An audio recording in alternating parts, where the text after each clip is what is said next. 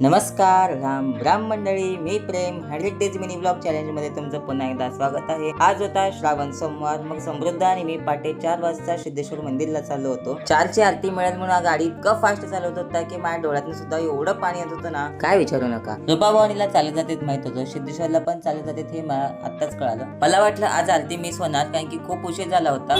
Correct 4ला आरती चालू होत आहे, आपण पोचलो 4 वाजून 10 मिनिटाला आरती चालू झाली।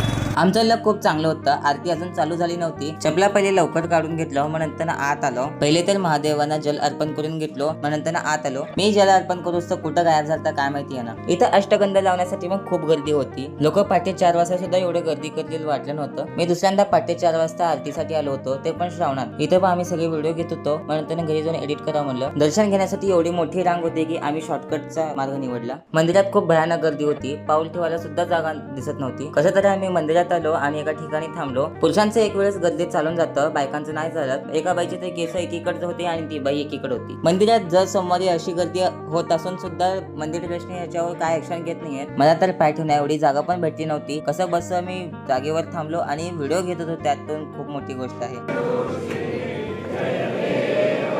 मंदिरात येऊन 1 मिनिट सुद्धा झालं नव्हतं, तेवढ्यात लगे आरती चालू झाली। बस एकदाचं दर्शन झालं आणि मंदिराच्या बाहेर आलो। या दरवाजाचं दर्शन घेतलो, चरणामृत घेतलो आणि 5 मिनिटं अगोदर आरती झाली। इतकं घाण त्रास झाला ना, आता इतकं भयानक गर्दी होती। व्हिडिओ सुद्धा जास्त करता आला नाही, तेवढ्या पोते तेवढे व्हिडिओ घेतलो आणि आता